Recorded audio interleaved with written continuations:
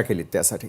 त्यानंतर दिवसभरातील ज्या पक्षावरती सर्वाधिक टीका टिप्पणी झाली, ज्यांच्या यादीमध्ये घराणेशाहीचा आरोप झाला, त्या पक्षातर्फे भाजपचे प्रवक्ते विश्वास पाठकही आपल्यासोबत जोडले गेले आहेत। विश्वास पाठक जी, न्यूज प्लॅनेटमध्ये आपलं खूप खूप स्वागत। खरं तर आज आपल्या पक्षाच्या असलेल्या यादीवरती जर नजर टाकली तर घराणेशाहीला आजपर्यंत विरोध असताना देखील घराणेशाहीच्या माध्यमातून आलेल्या यादीमध्ये भाजपची यादी सर्वात जास्त घराणेशाहीचं तिकीट वाटप करणारी ठरते का?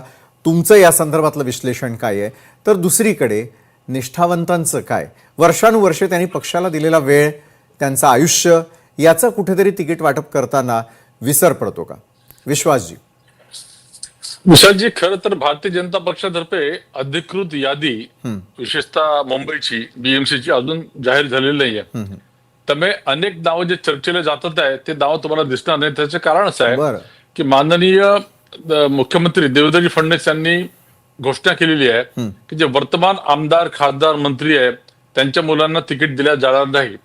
जसं कोल्हापूरच्या महाडिकांनी आपल्या मुलाचं उमेदवारी अर्ज मागे घेतला, अशा प्रकारच्या घटना तुम्हाला दिसतील। भारतीय जनता पक्ष एकमेव असा पक्ष आहे की जो घराणेशाहीवर बिलकुल विश्वास ठेवत नाही। जसं हे नितीन नबीन म्हणून जे आमचे आता राष्ट्रीय अध्यक्ष झाले, हे आजपर्यंत कोणाला माहित नव्हते।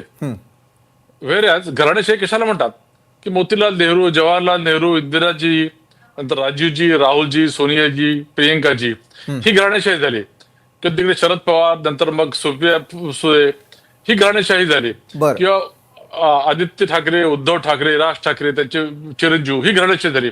भारतीय जनता पक्षामध्ये तुम्ही असं एक देखील उदाहरण दाखवा की आमचे अध्यक्ष हे पुढचे अध्यक्ष कोण हे आम्हाला माहितच नसतात। आता एखादी व्यक्ती, तिचे वडील आमदार असू शकतात, त्यांना तिकीट मिळू शकतं। मी तर म्हणतो भारतीय जनता पक्षाचा एक कार्यकर्ता म्हणून त्यांना ते देखील देऊ नये।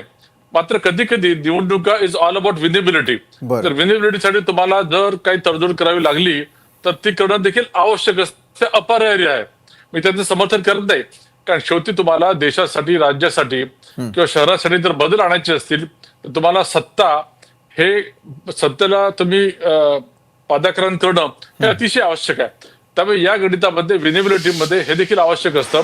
म्हणून काही ठिकाणी अशा लोकांना तिकीट दिल्या जातात, मात्र त्याचं भारतीय जनता पक्षाचा कार्यकर्ता म्हणून मी कधी समर्थन करणार नाही।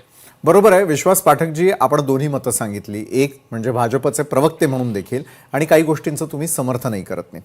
मात्र जेव्हा मतदार राजा एखाद्या उमेदवाराला निवडून आणण्यासाठीची तयारी करत असतो, त्याचं मत, अमूल्य मत हे त्या उमेदवाराला देण्यासाठी तयार असतो, त्यावेळेला अनेक वेळेला गुन्हेगारी पार्श्वभूमी असलेले देखील अनेक जण सक्रिय दिसून येतात राजकारणामध्ये। तरी देखील एखादा पक्ष त्यावरती विश्वास का ठेवत असतो? राहिला विनेबिलिटीचा प्रश्न। अनेक कार्यकर्ते हे फार विश्वासानं आपापल्या पक्षांच्या कार्यालयासमोर गेले, मात्र रडत रडत बाहेर पडतानाही दिसून आले। त्यांच्या मनातला आक्रोश होता की इतके वर्ष आम्ही निष्ठावान राहिलो, मात्र पक्षानं आमची जाण ठेवली नाही। अशा कार्यकर्त्यांना काय सांगू इच्छिता तुम्ही? विनेबिलिटी नेमकी ठरते कशावरती? उमेदवारी देताना किंवा त्याला एखादा उमेदवाराचा एबी फॉर्म देत असताना कुठला क्रायटेरिया लावला जात असतो? विश्वासजी। नाही, भारतीय जनता पक्षामध्ये नक्कीच आमचा अतिशय चांगला एक सर्व्हे असतो। काही प्रोफेशनल एजन्सी सर्व्हे करतात, आमचा स्वतःचा एक सर्व्हे असतो, आणि सर्व्हेच्या माध्यमातून आम्हाला देखील कधी कधी धक्कादायक वाटतं की या व्यक्तीला तिकीट काय मिळालं। मात्र तो सर्व्हे मध्ये पहिला आलेला असतो। पण भारतीय जनता पक्षामध्ये आमचे कार्यकर्ते जास्त प्रमाणामध्ये गोष्टी स्वीकारतात, मनाविरुद्ध घडल्या तरी स्वीकारतात, कारण तो सर्व्हे मध्ये पुढे आलेला असतो। आता उदाहरण देतो की तुमच्याच प्रोफेशनल मधले आमचे नवनाथ बन हे आता भारतीय जनता पक्षामध्ये आले। तर सर्व्हे मध्ये ते वार्ड नंबर 135 मध्ये खरोखर प्रथम क्रमांकावर आले। आता त्यांचं बॅकग्राऊंड काय, म्हणजे हे खरं तर सांगायला नको, मात्र त्यांचे वडील बीड मध्ये एका सरकारी दवाखान्यामध्ये चतुर्थ श्रेणी कर्मचारी, त्यांना काही बॅकग्राऊंड नाही, मुंबईमध्ये येतात, ते आपलं काम करतात। त्यामुळे अशी तुम्हाला मी कितीतरी नावं देतो ज्यांना पॉलिटिकल काही बॅकग्राऊंड नाही। त्यामुळे भारतीय जनता पक्ष आणि विनेबिलिटी हे समीकरण हे अतिशय ट्रान्सपरंट आहे, आणि त्या दृष्टीनेच आम्ही उमेदवारी देत असतो। आता मी एक मुद्दा तुम्हाला सांगू इच्छितो की जे मतदार आहेत ना, मतदारांना देखील काही अपरिहार्यता असतं। त्याला 1, 2, 3, 4 पैकी एकाला निवडायचं असतं, किंवा मग नोटा हे बटन दाबायचं। आता त्याला सगळेच उमेदवार आवडतात असे नाही, पण त्यातल्या त्यात जो योग्य, त्यातल्या त्यात जो चांगला, त्याला ते मत दिलं जातं। आता ही एक डेमोक्रेसी आहे, डेमोक्रेसीची एक पद्धत आहे, इलेक्ट्रल सिस्टम आहे, ही हळूहळू ती बदलते आहे।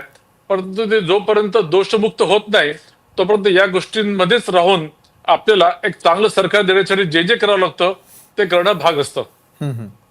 निश्चितच आहे आणि त्या क्रायटेरियावरतीच प्रत्येक राजकीय पक्ष सत्तेचं स्वप्न देखील पाहताना दिसून येत असतं. यंदाच्या निवडणुकांचा जर आपण विचार केला तर विविध प्रकारची राजकीय समीकरणं आपल्याला संपूर्ण महाराष्ट्रभर पाहायला मिळत आहे. कुणी स्वबळाचा नारा देतोय, कुठे वेगळ्या प्रकारची युती किंवा आघाडी होत असल्याचं पाहायला मिळत आहे. एकंदरीतच भवितव्य काय असेल पुढच्या या निवडणुकीचं असं तुम्हाला वाटतं?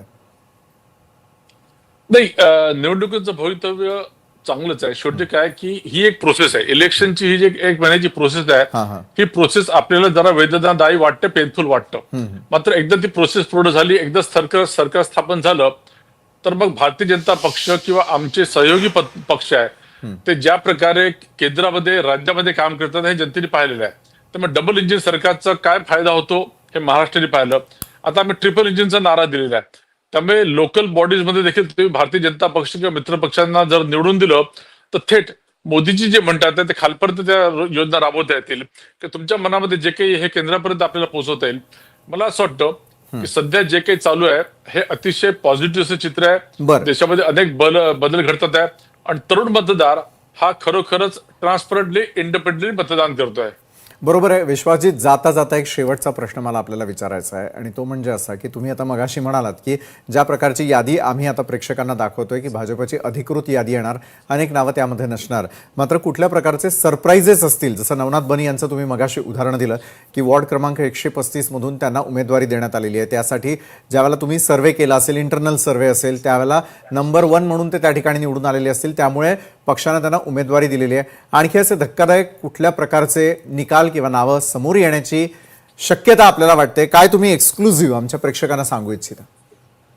नाही, मी एवढंच सांगेल की समजा एखाद्या वर्तमान मंत्री, आमदार, खासदाराच्या मुलाला तिकीट दिलं असेल किंवा ते यादीत नाव दिसत असेल जे अजून अधिकृत नाही आहे, ते नावं गळतील.